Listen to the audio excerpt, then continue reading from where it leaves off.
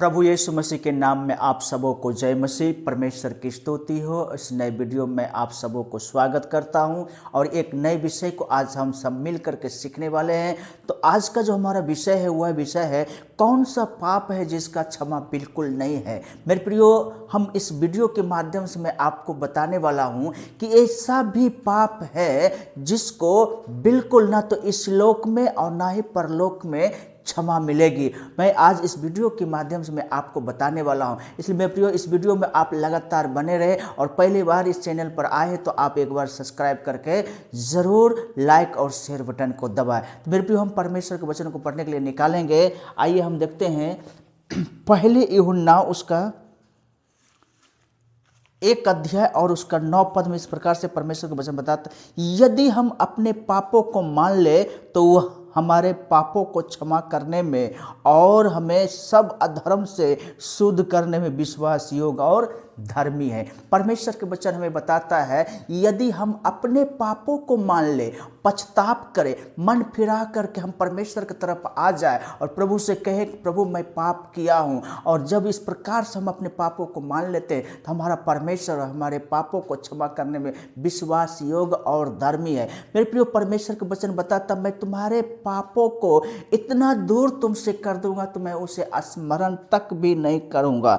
परमेश्वर के वचन को पढ़ने के लिए निकालेंगे यिर्मयाह की किताब उसका 31 अध्याय और उसका 34 पद में इस प्रकार से लिखा है, तब उन्हों फिर एक दूसरे से यह ना कहना पड़ेगा कि यहोवा को जानो, क्योंकि यहोवा की यह वाणी है छोटे से लेकर के बड़े तक सबके सब मेरा ज्ञान रखेंगे, क्योंकि मैं उनका अधर्म क्षमा करूंगा और उनका पाप फिर स्मरण ना करूंगा। मेरे प्रिय, परमेश्वर का वचन बताता यदि हम परमेश्वर को पहचान ले, परमेश्वर के साथ हमारा रिश्ता हो जाए और हम अपने पापों को अंगीकार करके परमेश्वर के साथ हमारा उठना बैठना हो जाए, मेरे प्रियो, तो परमेश्वर कहता है कि मैं तेरे पापों को क्षमा कर करके और मैं फिर से उस पाप को स्मरण बिल्कुल नहीं करूंगा मेरे प्रियो। लेकिन मैंने आपको एक चीज बताया कि वह एक ऐसा भी पाप है जो ना तो इस लोक में उसका क्षमा होगा और ना ही परलोक में क्षमा होगा। वो कौन सा पाप है मेरे प्रियो, मैं आपको बताने वाला हूं। उससे पहले कि पहले यूहन्ना उसका 5 अध्याय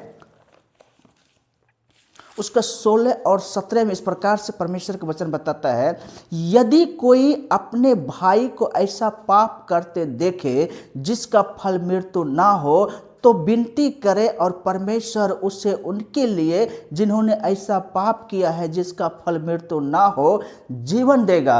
पाप ऐसा भी होता है जिसका फल मृत्यु है, जिसके विषय में मैंने विनती करने के लिए नहीं कहता।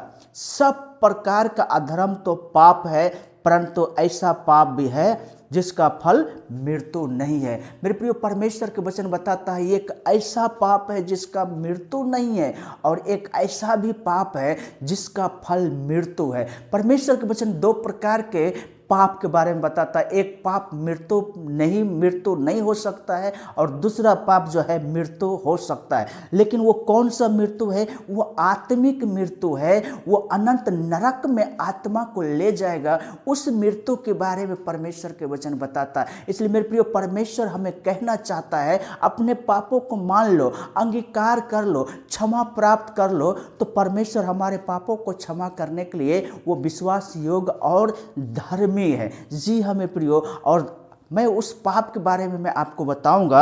आइए हम परमेश्वर के वचन को पढ़ने के लिए निकालेंगे मत्ती रचित सुसमाचार उसका 12 अध्याय और उसका 31 और 32 में इस प्रकार से लिखा है, इसलिए मैं तुमसे कहता हूं कि मनुष्य का सब प्रकार का पाप और निंदा क्षमा की जाएगी, परंतु पवित्र आत्मा की निंदा क्षमा ना की जाएगी। जी हाँ मेरे दोस्तों, पवित्र आत्मा की निंदा क्षमा ना की जाएगी। जो कोई मनुष्य के पुत्र के विरोध में कोई बात कहेगा उसका यह अपराध क्षमा किया जाएगा, परंतु जो कोई पवित्र आत्मा के विरोध में कुछ कहेगा उसका अपराध ना तो इस लोक में और ना परलोक में क्षमा किया जाएगा। मेरे प्रियो, ये प्रभु यीशु मसीह खुद कहते अपने मुंह से, जब एक अंधे और गूंगे को प्रभु यीशु मसीह के पास में लाया और प्रभु यीशु मसीह जब उन्हें चंगाई दे दिया, अंधे और गूंगे देखने और बोलने लगे, तो वहां पर फरीसियों ने आकर के कहता है, यह तो सरदार बालजबूल की सहायता से दुष्ट आत्माओं को निकालता, बिना उसकी सहायता से यह नहीं कर सकता है। तो यहाँ पर प्रभु यीशु मसीह कहते हैं मेरे प्रियो कि अगर शैतान की ताकत से अगर दुष्ट आत्मा को निकाले तो फिर उसका घर कैसे बना रह सकता है? बिल्कुल नहीं। मेरे प्रियो, परमेश्वर के वचन बताता है कि पवित्र आत्मा की सामर्थ्य से सारे कार्यों को प्रभु यीशु मसीह ने किया। जितने भी प्रभु यीशु मसीह आश्चर्य कर्म को दिखाए, वो सारे कार्य किसने किया? पवित्र आत्मा के द्वारा, पवित्र आत्मा की सामर्थ्य से वो सारे कार्यों किया। लेकिन परमेश्वर के वचन यहाँ पर बताता, प्रभु यीशु मसीह खुद कहते हैं, प्रभु यीशु मसीह कहते हैं, अगर मेरे विरोध में अगर तुम कुछ बोलते हो तो उसका क्षमा हो जाएगा, लेकिन पवित्र आत्मा के विरोध में जो मुझ में होकर के चंगाई और सारे कार्य को कर रहा है, अगर उसके विरोध में अगर तुम कुछ भी बोलोगे तो वो निंदा क्षमा नहीं की जाएगी, ना तो इस लोक में और ना ही परलोक में। वही वो पाप है मेरे प्रियो, जो कोई अगर पवित्र आत्मा के विरोध में पाप करता, निंदा करता है, उसका क्षमा बिल्कुल नहीं हो सकता है। क्योंकि परमेश्वर के वचन बताता है पहले यूहन्ना उसका 1:9 में कि हर प्रकार के अधर्म को क्षमा किया जाएगा, हर प्रकार के पाप को क्षमा किया जाएगा।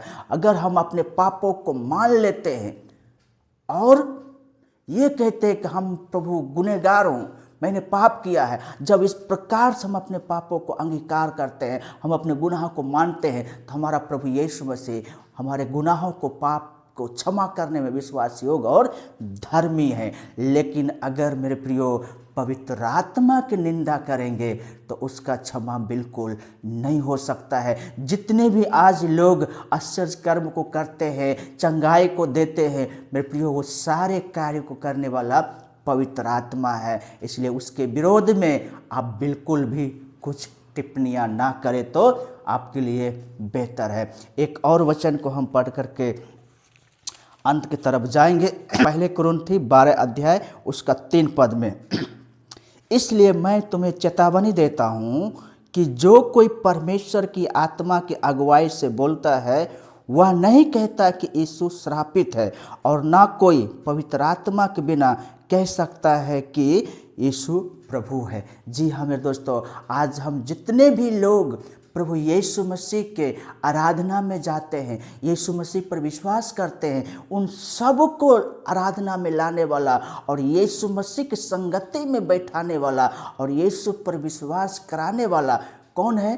पवित्र आत्मा है। बिना पवित्र आत्मा के द्वारा कोई यह नहीं कह सकता कि यीशु प्रभु है, और बिना पवित्र आत्मा के द्वारा कोई यीशु मसीह के प्रभु के संगति में आ नहीं सकता। इसलिए हम और आप आज जितने भी प्रभु यीशु मसीह में हैं, उस सब को लाने वाला हमारा पवित्र आत्मा है। इसलिए इसके विरोध में आप कभी भी कुछ टिप्पणियां ना करें। मेरे प्रियो, अगर जो पानी हमें शुद्ध करता है, जो पानी हमें जीवन देता है, जो पानी हमें शुद्धिकरण करता है, अगर उसी पानी को हम कहेंगे कि यह अशुद्ध है, तो फिर हमारे लिए शुद्धिकरण कहाँ से, कैसे हो सकता है? इसलिए मेरे प्रियो, हमारा वही पवित्र आत्मा हमें जीवन देने वाला, यीशु की संगति में ले जाने वाला हमारी सहायता करता है। इसलिए इस पवित्र आत्मा के विरोध में आप थोड़ा भी टिप्पणियाँ, बिल्कुल भी टिप्पणियाँ ना कीजिएगा,